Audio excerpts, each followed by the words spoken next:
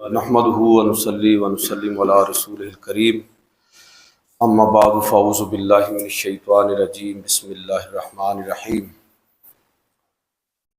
یریدون لیطفئوا نور اللہ بافواہہم واللہ متم نورہ ولو کرہ الکافرون هو الذی ارسل رسولہ بالہدی ودین الحق لیظہرہ علی الدین کلہ ولو کرہ المشرکون صدق اللہ مولانا العظیم و صدق رسولہ النبی الکریم الامین ونحن علی ذالک من الشاہدین و شاکرین والحمد للہ رب العالمین۔ تمام احباب درود پاک پڑھیں۔ الصلاۃ والسلام علیکہ یا رسول اللہ وعلی آلک واصحابک وسلم یا حبیب اللہ۔ الصلاۃ والسلام علیکہ یا رسول اللہ وعلی آلک واصحابک وسلم یا حبیب۔ واجب الاحترام سامعین و حاضرین، خواتین و حضرات، اللہ کے فضل اور توفیق سے ماہ رمضان المبارک کا آخری روزہ ہے، اور ہماری خوش قسمتی کہ اس رمضان المبارک میں ہمیں 5 جمعے جو ہیں وہ نصیب ہوئے۔ تو یہ کئی سالوں کے بعد، مدت دراز کے بعد ایسا ہوتا ہے، تو اس رمضان میں 5 جمعہ آیت المبارک، یہ مقدس دن ہمیں نصیب ہوئے۔ آج یہ جمعۃ الوداع ہے، اس حوالے سے آخری عشرے میں، پچھلے جمعے میں بھی اور اس دوران گاؤں میں، ادھر شہر میں کئی جگہ پر جو تکمیل قرآن کے حوالے سے تقریبات میں مجھے بلایا گیا، تو میں نے زیادہ تر گفتگو جو ہے وہ قرآن مجید فرقان حمید کے حوالے سے کی ہے، اس لیے کہ صحیح بات جس کا اعتراف کیا جانا چاہیے وہ یہ ہے کہ قرآن مجید فرقان حمید جو دین کی بیس لائن ہے، جو اصل سورس ہے، سب سے بڑا سورس، اس کی طرف ہماری توجہ جس درجے میں ہونی چاہیے، تلاوت کے اعتبار سے، فہم کے اعتبار سے، عمل کے اعتبار سے، اور پھر اس کی تبلیغ کے اعتبار سے، اس میں بہت ساری کمیاں، کمزوریاں اور کوتاہیاں پیدا ہوئی۔ تو یہ تقریباً کوئی آخری عشرہ، اس میں کوئی میرا خیال ہے کہ 5-6 جگہ پر مجھے گفتگو کرنے کا موقع ملا، کم و بیش، اور پچھلا جمعہ بھی اسی موضوع پر تھا، تو آج کا جمعہ بھی میں اس حوالے سے آپ کی خدمت میں کچھ گزارشات پیش کرنا چاہتا ہوں۔ یہ جو آیت میں نے پڑھی ہے، پہلے آپ اس کا ترجمہ سماعت فرما لیں، پھر انشاءاللہ اس کی روشنی میں چند باتیں عرض کروں گا کہ یریدون لیطفئوا نور اللہ بافواہہم، یہ جو کافر ہیں، دشمنان دین ہیں، یہ چاہتے ہیں، ان کا ارادہ یہ ہے کہ یہ اللہ کے نور کو اپنے منہ کی پھونکوں سے بجھا دیں۔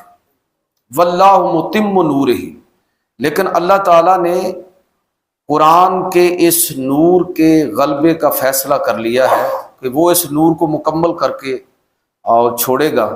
ولو کرہ الکافرون، چاہے کافر اس کو کتنا ہی ناپسند کیوں نہ کرے۔ اور آگے فرمایا کہ هو الذی ارسل رسولہ بالہدی ودین الحق لیظہرہ علی الدین کلہ ولو کرہ المشرکون، اللہ وہ ہے کہ جس نے اپنے رسول کو ہدایت کے ساتھ، اور بالہدی ارسل رسولہ بالہدی، ہدایت کے ساتھ بھیجا، اور ہدایت سے مراد کیا ہے؟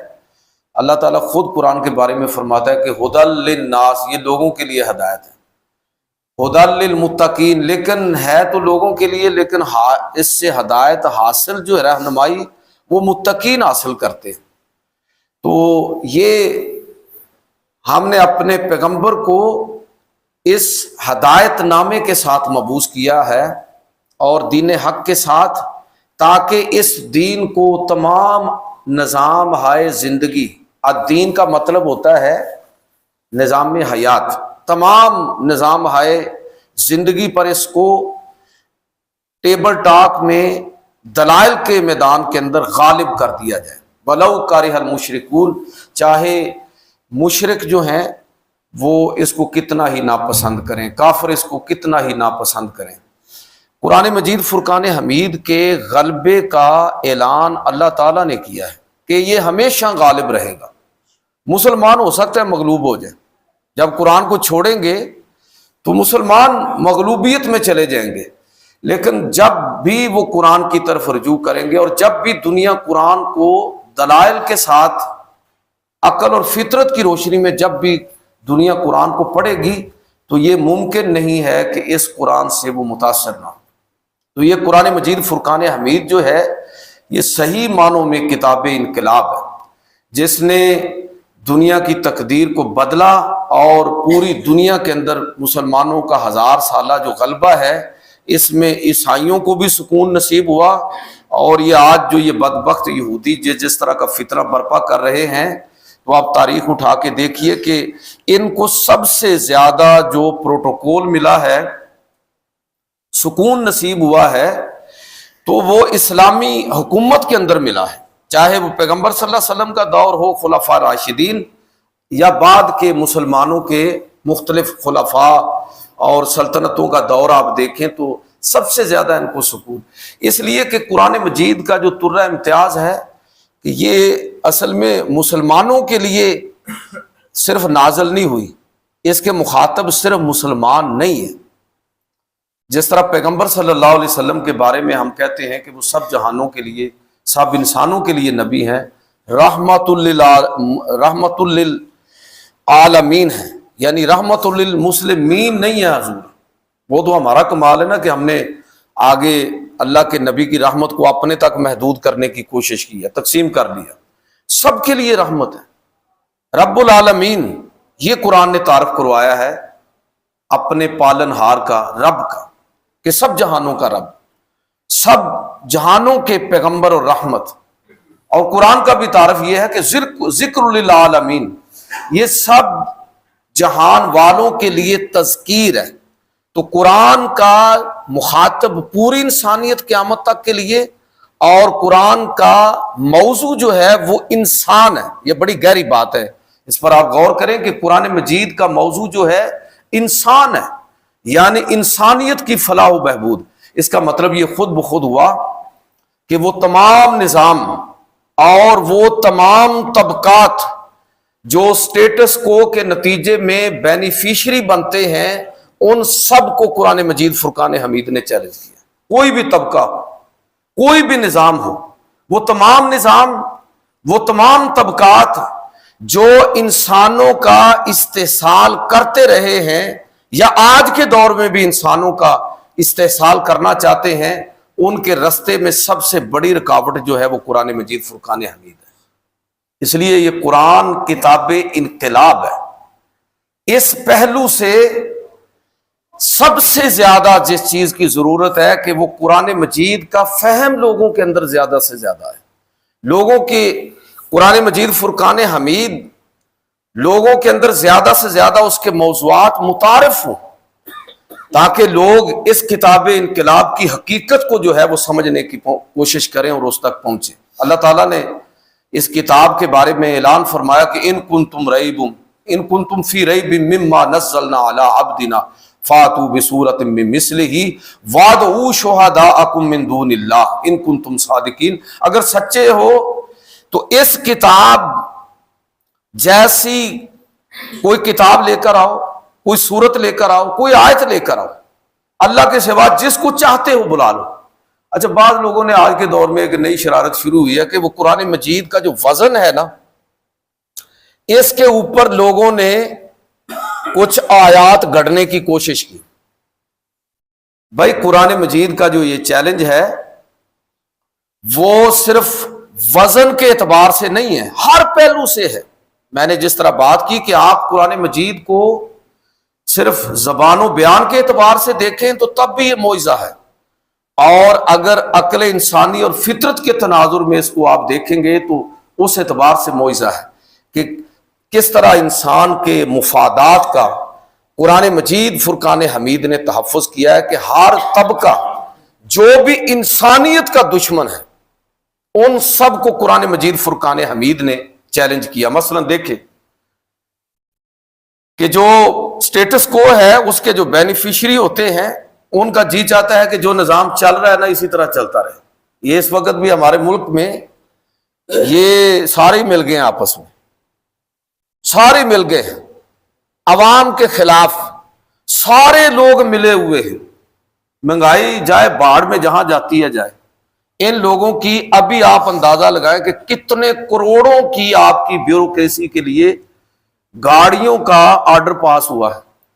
हमारे आर्मी चीफ और हमारी सीएम पंजाब, उन्होंने अपने लिए लग्जरी जहाज खरीद लिए हैं, और इनके लिए ये जो, अगर ये इस कौम को सही मानों में इसका शऊर मिल जाए ना, तालीम, शऊर, और इनके अंदर वो जुर्रत पैदा हो जाए कि सिविल सोसाइटी इतनी मजबूत हो जाए, पब्लिक अवेयरनेस इतनी हो कि लोग, एक आध आदमी खड़ा होगा या चंद लोग खड़े होंगे तो फिर तो ये पकड़ लेंगे उनको। लेकिन अगर जिस तरह यूरोप और मगरब में आप देखेंगे लोग दिलेरी के साथ सारे लोग खड़े हो जाते हैं, नतीजा हुकूमतों को सरेंडर करना पड़ता है। यहां मामला क्या है कि माफियाज किस तरह रियासत के बेनिफिशियरी हैं, तमाम सोर्सेज के, नहीं चाहते कि इस निजाम के अंदर कोई तब्दीली आए, और अवाम को थोड़ा बहुत बराबरू के इधर उधर करके फर्क कर देते हैं। कुरान मजीद फुरकान हमीद को इस हवाले से देखें, जब कुरान नाजिल हो रहा था तो जो हालात उस वक्त थे, जिस टाइप के लोग उस वक्त कुरान मजीद की मुखालफत कर रहे थे, जिस तनाजुर में कुरान नाजिल हुआ, ये उन्वान बदलते हैं, मेन फिक्र जो है वही अपनी जगह पर कायम रहती है। अच्छा, ये अहले मक्का ने कुरान की मुखालफत क्यों की? आप जरा हालात, उस वक्त के हालात को पढ़े, इस वजह से मुखालफत की। आपका क्या ख्याल है कि जिन लोगों ने खुद अल्लाह के नबी को सादक और अमीन कहा है, तो वो हुजूर को झूठा नहीं कहते थे, लेकिन कहते थे मानना नहीं है, मुफादात पर जद पड़ती है। सबसे बड़ा मसला ये था। वो मुफादात क्या थे कि इक्तदार है ये चला जाएगा, जो बैतुल्ला के अंदर जितने चढ़ावे हैं, जो चीजें यहां पर लोग अकीदत के साथ आके पेश करते हैं, वो सारी की सारी कहां चली जाएंगी? आका और गुलाम का जो फर्क रख के कुछ लोग सुपीरियर बने हुए हैं, वो ये समझते हैं कि अच्छा ये देखो, इस दीन को कबूल करने का मतलब क्या होगा कि आका और गुलाम एक हो गए।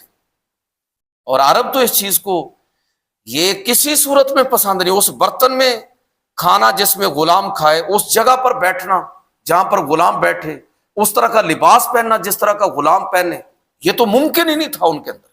आका और गुलाम के दरमियान और ये जो तबकाती तफावत था, कुरान ने इसको चैलेंज किया, कहा या अय्युहन्नास इन्ना खलकनाकुम मिन ज़करिन व उन्सा व जअलनाकुम शुऊबन व क़बाइला लिताअरफू इन्ना अक्रमकुम इंदल्लाहि अत्क़ाकुम। अब देखें कि बिल्कुल जड़ काट के रखें कि ये जो तुम्हारे दरमियान ये तुमने तबकाती निजाम कायम किया हुआ है, तारुफ की हद तक तुम्हारे लिए जायज है। सब इंसान बराबर हैं, इंसानों की बात हो रही है, सब इंसान। या अय्युहन्नास, ये नहीं कहा गया मुसलमानों, या अय्युहन्नास, ए इंसानों। आपने कभी गौर किया कि बरे सगीर के अंदर इस्लाम तेजी से क्यों नहीं फैला? सूफिया की कोशिशों के बाद एक खास हद तक इस्लाम फैलने के बाद रुक गया। हालांकि इस्लाम मौजूद है, मुसलमान मौजूद है, और 764 बरस तक मुसलमानों ने बरे सगीर पर हुकूमत की। मेरे भाइयों, उसकी एक बड़ी वजह यह है कि हम सारे लोग, मैं भी उसमें शामिल हूं, आप भी, इसके बावजूद कि हम मुसलमान हो गए, तहजीबी तौर पर अब भी हम हिंदू हैं, सिख हैं। क्या जात बरादरी उसी तरह मौजूद नहीं है? मुझे ये बताइए, फ्रैंकली मैं बात कर रहा हूं कि एक बंदा जो मुसलमान हो जाए, भाई चाहिए था कि अल्लाह के नबी पर सबसे पहले पिसे हुए तबकात ईमान लेकर है। गुलाम सबसे पहले मुसलमान हुए, इसलिए कि उन्हें रोशनी नजर आ रही थी कि ये वो दीन है जो आका और गुलाम को बराबर कर रहा है। तो सबसे पहले बिलाल मुसलमान हुए, खुबाब बिन अल-अरत मुसलमान हुए, हजरत अब्दुल्लाह इब्न मसूद मुसलमान हुए, हजरत सुमैया, अमार, यासिर, ये लोग मुसलमान हुए, ज़ैद बिन हारिसा मुसलमान हुए। आप तारीख उठा के सीरत पढ़ें तो सबसे पहले पिसे हुए तबकात मुसलमान हुए, इसलिए कि उन्हें इस किताब, इस कुरान और इस नबी की फिक्र के अंदर वो इनकलाब नजर आ रहा था। अच्छा, यहां पर लोग मुसलमान کیوں نہیں ہوئے؟ ایک خاص وقت کے بعد کام رک گیا۔ یہ ہمارے صوفی برکت علی لدھیانوی رحمۃ اللہ تعالی علیہ یہاں فیصل آباد میں بزرگ شخصیت ہیں، ان کے بارے میں لوگ بیان کرتے ہیں، میں تو ان سے مل نہیں پایا، ان کی کتابیں ضرور پڑھی ہیں، کہ وہ یہ جو اوٹ وغیرہ جو فیملیاں ہوتی تھی ان کے کیمپوں میں چلے جاتے تھے، ان کو خود نہلانا، ان کی خوراک، ان کا لباس، ان کو خود ان کی صفائی ستھرائی میں خود شریک ہو جاتے تھے۔ حاجی اصغر صاحب بیٹھے ہوئے ہیں جی، ہمیں ان کے دربار پر لے کے بھی گئے۔ اچھا، وہاں پر کوئی غلہ شلہ بھی نہیں، یہ دربار کا کلچر جو ہے یہ پیسے کمانے کے لیے۔ اللہ تعالیٰ ہمیں معاف فرمائے، کوئی ادھر غلہ گلہ کوئی نہیں ہے، ہر وقت درود پاک کا ورد ہوتا ہے۔ اچھا، اتنے لوگ ان کے ہاتھ پر مسلمان ہوئے کہ اگر آپ اس کی گنتی کریں تو لوگ کہتے ہیں کہ شاید ہزاروں میں، شاید لاکھوں میں تعداد پہنچ جائے۔ انسانیت سے محبت کی۔ اب جو شخص مسلمان ہو جو اس کو ہم کیا کہتے ہیں؟ مسلی۔ ذرا مجھے آپ بتائیے، مسلی، دیندار، اس کو مسلم کہتے ہیں، مسلم، مسلی، دیندار، اور تھرڈ کلاس قسم کا مسلمان اس کو شمار کیا جاتا ہے۔ کوئی اس کو وہ اہمیت دینے کے لیے بالکل تیار نہیں، خاص طور پر دیہاتوں کی بات کرتا ہوں، اگرچہ شہروں میں بھی حالات ایسے ہی ہیں۔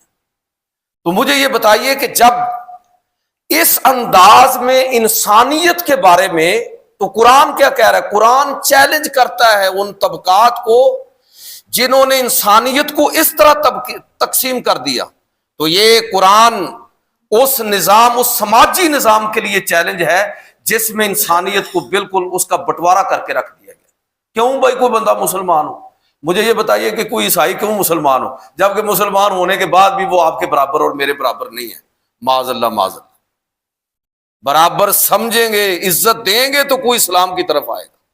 اس لیے اسلام کی راہ میں اور قرآن کے انقلاب کی راہ میں خود مسلمان رکاوٹ ہے، اس لیے کہ ان کا اسلام وہ نہیں ہے جو قرآن مجید فرقان حمید جس کو بیان کرتا ہے۔ تو میں پہلی بات یہ عرض کرنا چاہتا ہوں کہ اس پہلو سے قرآن مجید سماجی رویوں کے اعتبار سے جو طبقات بینیفیشری ہیں ان سب کی، قرآن مجید ان سب کو چیلنج کرتا ہے کہ تمہارا یہ نقطہ نظر، تمہارا یہ سمجھنا بالکل غلط اور نادرست ہے۔ اللہ نے سب کو ایک ہی مرد اور عورت سے پیدا کیا۔ آپ کیسر و کسرا کے حالات اور مسلمانوں کی جنگوں کے احوال پڑھیں، چونکہ میرے پاس وقت کم ہے، تو یہ جو کیسر و کسرا اسلام کی طرف نہیں آ رہے تھے، اور جو اشرافیہ، ایرانی اشرافیہ، جو رستم کا سعد بن ابی وقاص کے ساتھ تاریخ کی کتابوں کے اندر مکالمہ پڑھیں، کیسر کے درباریوں کے احوال پڑھیں، یہ اس وقت کی جو اشرافیہ تھی یہ کیوں اسلام کی طرف نہیں آتی تھی؟ عام لوگ آتے تھے، اس لیے کہ یہ اشرافیہ سمجھتی تھی کہ اس دین کو قبول کرنے کا مطلب یہ ہے کہ سارے برابر ہو گئے۔ تو سارے برابر کیسے ہو گئے؟ حضرت سعد بن ابی وقاص کو تو رستم نے عین میدان جنگ کے اندر کہا کہ باقی ساری باتیں تو آپ کی مان لیں گے، لیکن ایران کی، فارس کی اشرافیہ یہ بات نہیں مانیں گے کہ آقا اور غلام جو ہیں یہ برابر ہو گئے۔ تو میں ایک چیز تو یہ عرض کرنا چاہتا ہوں۔ دوسری چیز اگر آپ دیکھیں کہ قرآن مجید فرقان حمید یہ ہر طبقے کے لیے میں کہہ رہا ہوں کہ ایک چیلنج بن کے کھڑا ہے، اور جو طبقات عوام کا استحصال کرنا چاہتے ہیں، لوگوں کا استحصال کرنا چاہتے ہیں، وہ چاہتے ہیں کہ یہ قرآن کی فکر لوگوں تک پہنچنے نہ پائے۔ ان میں سے ایک بڑا طبقہ عہد نبوت کی بات میں کرتا ہوں، اور آج کے دور میں بھی آپ اس کو لے کر آ سکتے ہیں، ایک بہت بڑا طبقہ، یہ یہودیوں کو پتا تھا کہ پیغمبر صلی اللہ علیہ وسلم سچے پیغمبر ہیں، ان کی کتابوں کے اندر اتنے حوالے ہیں۔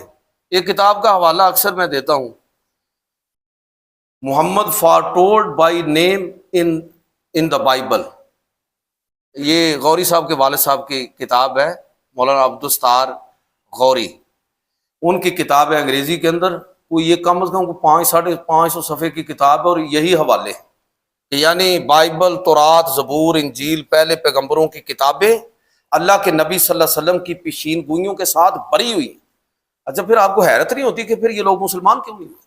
اس لیے مسلمان نہیں ہوئے کہ اسلام قبول کرنے کے بعد جو مذہبی اشرافیہ ہے اس کے سارے اختیارات ختم. اسلام مذہبی اشرافیہ کا کوئی تصور نہیں ہے اسلام میں. یہ مذہبی اشرافیہ کیا کرتی رہی ہے، اور میں معافی چاہوں گا کہ آج کے دور میں بھی کیا کر رہی ہے، کہ مذہب کے نام پر جس طرح عوام کا استحصال کیا جاتا ہے. مجھ سے آپ یہ باتیں سنتے رہتے ہیں، اس لیے میں زیادہ تفصیل میں نہیں جاؤں گا کہ یہ جنت اور جہنم جو ہے نا، اس کا فیصلہ مذہبی اشرافیہ نے نہیں کرنا کہ فلانا کافر ہو گیا، فلانا مسلمان. جو کہتا ہے نا میں مسلمان ہوں اور بنیادی عقائد کو ماننے والا ہے، اللہ جانے اور بندہ جانے. ہم میں سے کوئی اس کی جنت اور جہنم کا فیصلہ نہیں کر سکتا. لوگوں کے گناہوں کو بخشنا اور معاف کرنا، یہ آپ تاریخ اٹھا کے دیکھو، آپ کو عیسائی مذہبی اشرافیہ اور یہودی کرتے کیا تھے. قرآن مجید فرقان حمید کی آیت مقدسہ سنیں، سورہ آل عمران اور آیت نمبر 64. اللہ رب العزت فرماتا ہے کہ قل یا اہل الکتاب، اے پیارے حبیب صلی اللہ علیہ وسلم ان اہل کتاب سے کہہ دو، یہ یہود و نصارہ دونوں کو مخاطب کیا، تعالوا الی کلمۃ سواء بیننا و بینکم اللہ نعبد الا اللہ ولا نشرک بہ شیئا. اور اگلی بات جو میں آپ کو بتانا چاہتا ہوں کہ ان سے کہہ دیجئے کہ آؤ اس ایک کلمہ کی طرف جو تمہارے اور ہمارے درمیان یکساں ہے. اللہ کے ساتھ کسی کی عبادت نہ کرے، کسی کو شریک نہ ٹھہرائے، شرک نہ کرے. ولا یتخذ بعضنا بعضا اربابا من دون اللہ، اور ہم میں سے بعض کو خدا نہ بنائیں. حضرت ایک صحابی ہیں حضرت عبداللہ، پورا نام میرے ذہن سے نکل گیا، سالم بن عبداللہ غالباً. یہ یہودی عالم تھے، مسلمان ہوئے، اس آیت کو پڑھا، اللہ کے رسول کی بارگاہ میں عرض کی، اللہ کے رسول ہم تو کسی کو خدا آپس میں نہیں بناتے. یہ قرآن کا کہنے کا مطلب کیا ہے کہ بعض کو خدا بنانے والی جو بات ہے اللہ کو چھوڑ کے. تو حضور نے فرمایا کہ سچ بتاؤ کہ کیا تمہارے مذہبی علماء، مذہبی ایلیٹ اور اشرافیہ جسے آپ کہیں، کیا تم ان کے حلال کردہ کو حلال اور ان کے حرام کردہ کو حرام نہیں سمجھتے؟ اللہ جو چاہے کہتا رہے. مذہبی طبقہ جس چیز کو حلال کر رہا ہے وہ حلال ہے، اور جس کو حرام کر رہا ہے وہ حرام ہے. جس طرح لوگ آج کل بھی جنت اور جہنم کے ٹکٹ بانٹ رہے ہوتے ہیں کہ فلاں جنتی اور فلاں جہنمی ہے. تو کیا تمہارے درمیان یہ نہیں ہے؟ انہوں نے عرض کی کہ اللہ کے رسول ایسا تو ہے کہ ہمارے ہاں. آپ نے فرمایا کہ اللہ کا جو اختیار ہے جب وہ کسی انسان کو سونپ دیا جائے، چیزوں کو حلال کرنا اور حرام کرنا، یہ تو خدا اور رسول کا اختیار ہے، اور رسول کے پاس وہ اختیار بھی اللہ کا عطا کردہ ہے. تو یہ تو خدا اور رسول کا اختیار ہے، اور یہ اختیار اگر انسانوں کے لیے تسلیم کر لیا جائے. اس طرح کے لطیفے بھی تاریخ کے اندر موجود ہیں کہ عیسائی جو راہب تھے انہوں نے گناہوں کی فہرست بنا کے آگے ریٹ لکھے ہوتے تھے، فلاں گناہ. جس طرح ہمارے ہاں نہیں لوگ تعویذ بیچتے کہ 500 والا تعویذ لینا ہے کہ 1000 والا کہ 2000 والا، اور ہمارے لوگ باقاعدہ اس خرید و فروخت کے اندر شامل ہوتے ہیں. یہ ان فراڈیوں کا کوئی قصور نہیں ہے، یہ ہماری بے وقوفیوں اور جہالتوں کا نتیجہ ہے کہ جب قرآن کے ساتھ ہمارا تعلق نہیں ہوگا تو پھر اسی طرح کے جال ساز قسم کے لوگ ہماری مذہبی قیادت کریں گے. اسی طرح کے فرقہ باز قسم کے لوگ مسلک کے بچانے کے نام پر اصل میں اپنی سلطنت کو بچا رہے ہوتے ہیں. یہ مسلک کو بچانے بجھولنے والی بات کوئی نہیں ہوتی. یہ اصل میں لوگ مذہبی لوگوں کے جذبات کو ابھار کے اپنی سلطنت اور اپنے اقتدار اور اپنے حلقہ اثر کو بچانا چاہتے ہیں کہ تسی میری بھیڈاں نہ چھیڑیا جے، میں تہاڈیاں بھیڈاں نہیں چھیڑدا. میں اور آپ ان لوگوں کے ہاں بھیڑ بکریاں ہیں جو دین کی دعوت دینے کی بجائے مسلک کو کل دین سمجھ کر لوگوں کے اوپر امپوز کرنے کی کوشش کرتے ہیں. تو قرآن مجید نے چیلنج کیا ان لوگوں کو. قرآن مجید نے اعلان کیا کہ یہ حق صرف خدا اور رسول کے لیے ہے. یہی وجہ ہے کہ اسلام کے اندر کوئی طبقہ نہیں ہے کہ جس کو مذہبی ذمہ داری اس طرح دی گئی ہو کہ باقی کوئی طبقہ دین کی بات ہی نہیں کر سکتا. یہ دین وہ ہے کہ جس کے اندر اعلان ہے کن تم خیر امت اخرجت للناس، تم بہترین امت ہو، تم سب، تمہیں لوگوں کے لیے پیدا کیا گیا، نکالا گیا تاکہ تم لوگوں کو نیکی کا حکم کرو اور گناہ سے روکو۔ تو میرا مطلب بات کرنے کا یہ ہے کہ آپ قرآن مجید کو اس نقطہ نظر سے دیکھیں کہ اس نے دنیا بھر کے جتنے مذہبی طبقات تھے مختلف مذاہب کے اندر، اسلام میں تو اس طرح کے طبقے کا کوئی تصور نہیں ہے، اگرچہ یہ خودکار نظام کے تحت اس طرح کی چیزیں ہمیں نظر آتی ہیں، یہ اسلام کی ایسی کوئی تعلیم نہیں ہے، نہ کوئی خاص جماعت ہے، نہ کوئی خاص خاندان ہے، اور نہ ہی کوئی خاص گروہ ہے کہ جو دین کی دعوت اور تبلیغ کا کام کرے۔ قرآن مجید فرقان حمید نے اس مت کو توڑا اور یہ اعلان کیا کہ جو بھی دین کی بات کرے گا وہ اللہ کی طرف لوگوں کو دعوت دے گا۔ سیاپا میں کیا پڑا ہوا ہے کہ اللہ کی طرف دعوت دینے کی بجائے لوگ اپنی طرف دعوت دے رہے ہوتے ہیں۔ یہ شخصیت پرستی ہے جس کو قرآن نے شرک قرار دیا، کسی شخص کی نہیں۔ میں اور آپ خدا اور رسول کی اتباع کے پابند ہیں، کسی بڑے سے بڑی مذہبی شخصیت ہو، سماجی شخصیت ہو، نہیں۔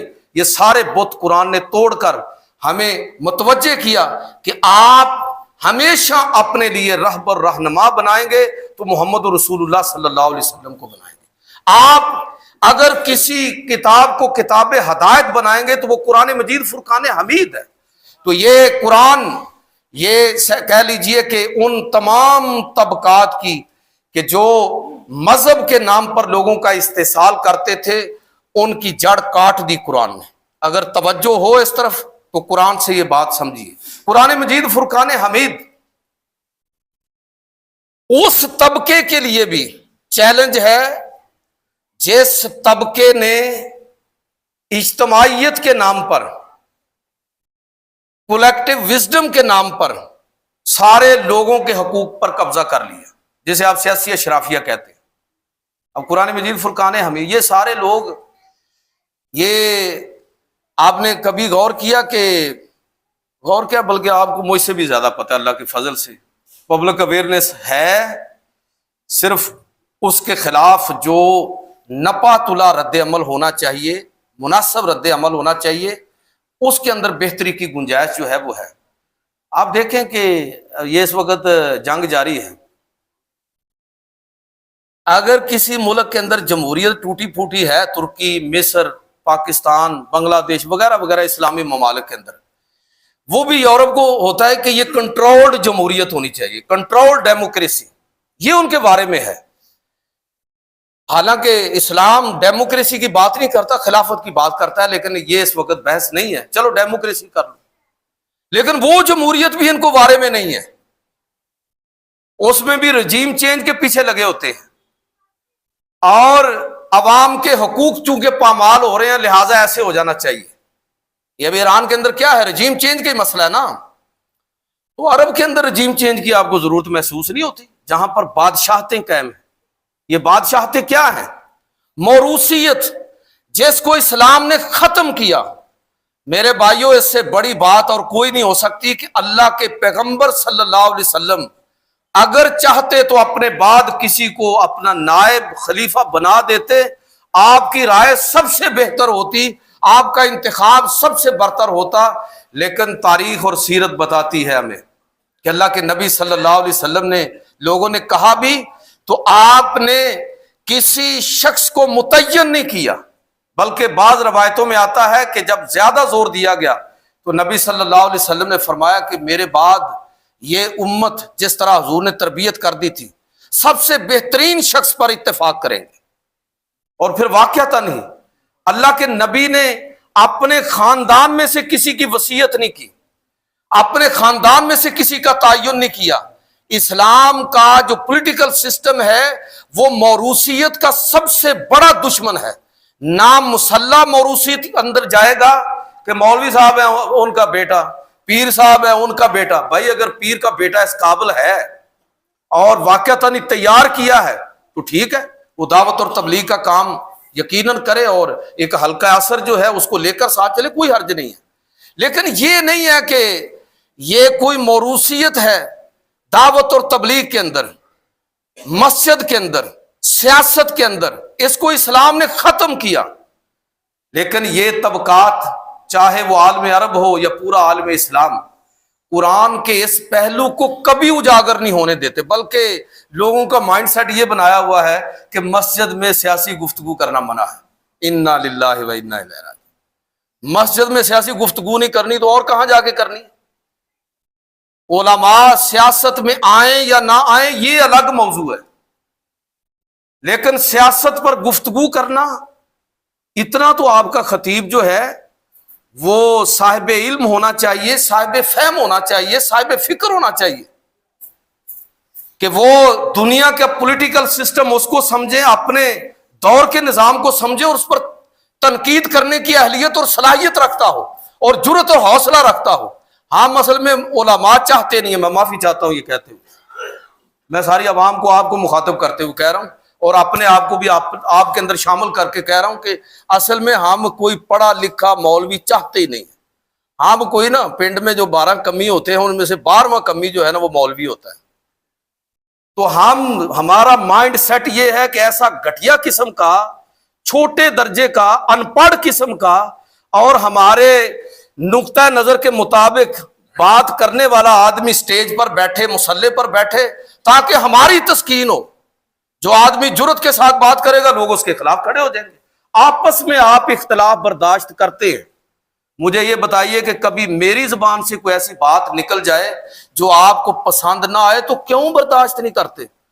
اتھے ہی لٹھ لے کے پیچھے لگ جاندے نے، کڈو مولوی کتوں آ گئے۔ مولوی آپ کو اصل میں علماء نہیں چاہیے، یہی وجہ ہے کہ آپ کی مساجد علماء سے خالی ہو گئی۔ اس طرح کے لوگ مسجدوں کے اندر ہیں کہ جو انہوں نے مسجد کی امامت اور خطابت کو ذریعہ معاش کے طور پر اختیار کیا ہوا ہے، نہ کہ اس کو ایک مشن کے طور پر۔ بہر بات تلف ہو جائے گی، دوسری طرف چلی جائے گی۔ میرا کہنے کا مطلب یہ ہے کہ آپ مذہبی اشرافیہ ہو یا سیاسی اشراف، کوئی موروثیت نہیں ہے۔ اور اپنے آپ کو دیکھیں، اب اگر اسی مسجد کے اندر بات ہو پیپلز پارٹی کی کہ نئی موروثیت ہونی چاہیے جبکہ ہے، نون لیگ کی کہ نئی موروثیت ہونی چاہیے جبکہ ہے، پی ٹی آئی جو آگے ان کا بھی جو جس طرح کا معاملہ بن رہا ہے کہ آگے ان کے بھی خاندان کے لوگ جو ہیں وہ آگے بڑھنے کی کوشش کر رہے ہیں، تو موروثیت ادھر بھی نظر آ رہی ہے۔ باقی چھوڑے، باقی ان کو جو چھوڑے، یہ تو ساری ہے نا دنیا دار جماعتیں۔ دیندار جماعتوں کو دیکھیں، آپ کی جو مذہبی جماعتیں ہیں ان کا حال دیکھیں۔ مفتی محمود ہوں، ان کے بعد ان کے بیٹے مولانا فضل الرحمان ہوں، پھر ان کے بیٹے مولانا اسد الرحمان ہوں، 3-4 پیڑھیاں تو ہم نے دیکھ لی ہیں۔ باقی بھی ساری مذہبی جماعتوں سوائے جماعت اسلامی کے کوئی جماعت آپ کو ایسی نظر نہیں آئے گی جس کے اندر موروثیت پر رد ہو۔ میرا کہنے کا مطلب یہ ہے کہ چاہے سیاسی جماعتیں ہوں یا دینی جماعتیں، قرآن نے باقاعدہ براہ راست ان لوگوں کو چیلنج کیا ہے کہ کوئی موروثیت نہیں ہے۔ اب آپ مجھے یہ بتائیے کہ جب قرآن کا یہ چیلنج اس طرح موجود ہو اور یہ ہمارے جلسوں کا، ہماری مساجد کا، ہمارے سیمینارز کا موضوع ہو اور لوگوں کو اس چیز کی اویئرنیس ہو، تو کتنی، میں سمجھتا ہوں کہ عملی تبدیلی سے پہلے فکری تبدیلی ضروری ہے، تو کتنی بڑی فکری تبدیلی آئے گی۔ لیکن اس طرف کوئی توجہ دینے کے لیے، ایسا ماحول بنانے کے لیے، قرآن کتاب انقلاب ہے، قرآن چیلنج کرتا ہے کہ اس طرح کی جتنی چیزیں، اب آگے بڑھے، اتنا میرے پاس وقت نہیں ہے، 1-2 باتوں کی طرف اشارہ کر کے بات کو ختم کرتا ہوں کہ آپ اسی طرح ذرا دیکھیں کہ کاروباری جو مافیاز ہیں، قرآن نے کس طرح ان کو چیلنج کیا ہے، اس پر ذرا غور کریں۔ یہ جاگیرداری نظام کو کس طرح قرآن نے چیلنج کیا ہے۔ پاکستان، ہندوستان آزاد ہوئے، انڈیا نے فوری طور پر جاگیرداری نظام ختم کر دیا۔ آپ کے ملک سے سیاسی اشرافیہ کبھی ختم نہیں ہو سکتی، اس لیے کہ پاکستان کے اندر یہ ایشیا کا سب سے بڑا جاگیردار پاکستان میں ہے۔ سندھ میں نام لے دیتا ہوں میں، جو غلام مصطفیٰ جتوئی سابق کیئر ٹیکر وزیر اعظم، 85,000 ایکڑ رقبہ ایک آدمی کا، 85,000 ایکڑ رقبہ یہ ایک آدمی کا ہے۔ اس کے قریب قریب کتنے لوگوں کے ہیں؟ انسانوں کی تو یہاں قدر ہی کوئی نہیں ہے۔ طبقات ہیں بھائی، یہ جو لوگ اسمبلیوں میں بیٹھے ہوئے ہیں، اللہ ماشاءاللہ، سب کی بات میں نہیں کرتا لیکن اللہ ماشاءاللہ، نظم ایسا ہے، ریاستی نظم ایسا ہے کہ اس میں کسی صحیح آدمی کا اوپر آنا تقریباً قریب ناممکن ہے۔ اوپر الیٹ بیٹھی ہوئی ہے، نیچے عوام کی سطح پر اس طرح کا نظام سماجی سطح پر قائم ہے کہ سرمایہ دار اور جاگیردار لوگوں کا کس طرح استحصال کرتا ہے۔ قرآن ان دونوں طبقوں کو چیلنج کر رہا ہے۔ اگر دولت ایک حد سے بڑھے تو زکوٰۃ ہے، خیرات ہے، ٹیکسز ہیں، ساری چیزیں ہیں۔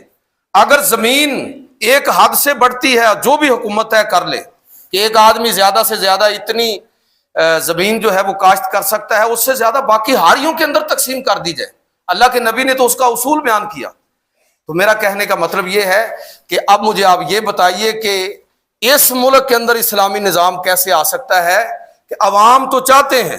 یہ سروے جو آخری سروے چند سال پہلے ہوا، اس میں 96% لوگ پاکستان کے اندر انہوں نے کہا جی ملک کے اندر اسلامی نظام ہونا چاہیے، 96%۔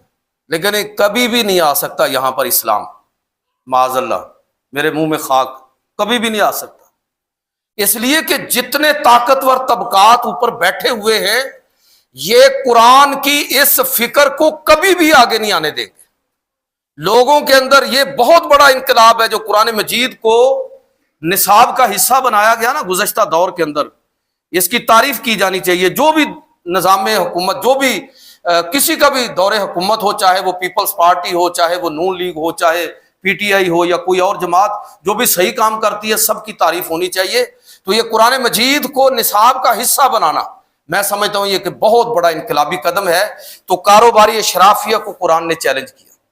قرآن مجید فرقان حمید نے مغرب کا جو پورا نظام فکر ہے، دنیا کا نظام فکر، چاہے وہ کیپٹلزم ہو چاہے وہ سوشلزم ہو، بطور نظام ان کو چیلنج کیا ہے۔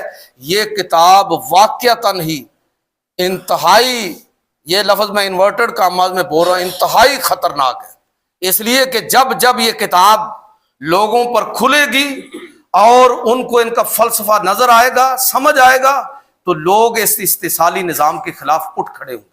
اس لیے سب سے بڑی کوشش یہی ہوتی ہے کہ بس ٹھیک ہے، ادھر ادھر کی رگڑ کے ادھر ادھر گزر جائیں اور قرآن کی فکر تک لوگوں کی رسائی نہ ہو۔ اللہ تعالیٰ مجھے اور آپ کو اس کتاب انقلاب کو سمجھنے کی اور اپنی زندگیوں کا اوڑھنا بچھونا بنانے کی توفیق عطا فرمائے۔ وما علینا الا البلاغ۔